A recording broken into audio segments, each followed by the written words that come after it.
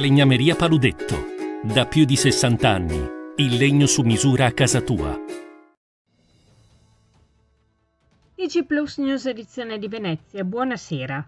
Apriamo il nostro notiziario con la cronaca. Domani, sabato 5 agosto, i lavoratori della Speedline, azienda che produce componenti per il settore dell'automotive con sede a Santa Maria di Sala, hanno voluto una festa per celebrare la sottoscrizione in sede ministeriale dell'accordo tra il gruppo Ronal e il Fondo Callista, investitore che ha presentato il piano industriale per il rilancio dello stabilimento del Veneziano.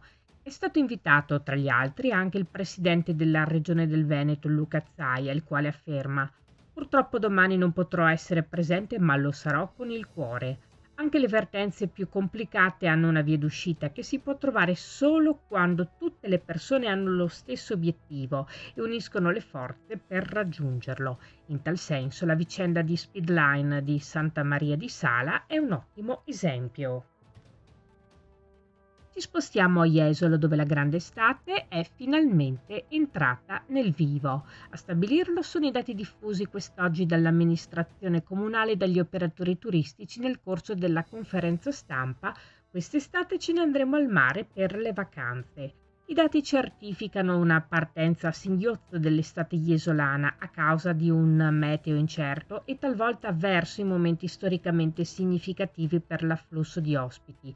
Tuttavia, a partire dalla fine di giugno, gli arrivi hanno segnato una costante crescita e secondo le previsioni il trend proseguirà anche nei mesi di settembre e ottobre. Tutti i dettagli nel nostro sito notizieplus.it. Cambiamo decisamente argomento. È recentemente scomparso il dottor Claudio Parisen Toldin, medico di medicina generale inserito nel distretto di Mestre Terraferma, che esercitava in una medicina di gruppo di Corso del Popolo. L'ULSS 3 Serenissima, si legge in una nota ufficiale, si unisce al cordoglio dell'intera comunità mestrina. L'azienda sanitaria veneziana ricorda inoltre che da normativa e come nel periodo precedente alla sua scomparsa, i suoi pazienti continueranno a essere assistiti dai colleghi della stessa medicina di gruppo di Corso del Popolo per tutto il mese di agosto, in attesa della nomina di un nuovo professionista. Nei prossimi giorni verrà quindi individuato il nuovo medico di medicina generale e conseguentemente sarà inviata una lettera a tutti i pazienti del dottor Parisen Toldin per comunicare l'arrivo del nuovo dottore. Passiamo al meteo. Il centro funzionale decentrato della Protezione Civile della Regione del Veneto ha emesso un nuovo avviso che segnala dalle 18 di oggi fino alle 12 di domani, sabato 5 agosto, possibilità di rovesci temporali con possibili fenomeni di forte intensità, vale a dire forti rovesci, locali grandinate, forti raffiche di vento su gran parte del territorio regionale.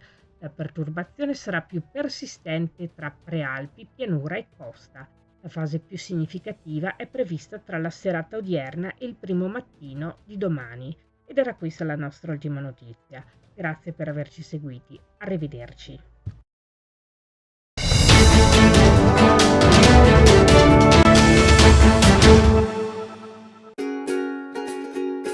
Falegnameria Paludetto. Da più di 60 anni. Il legno su misura a casa tua.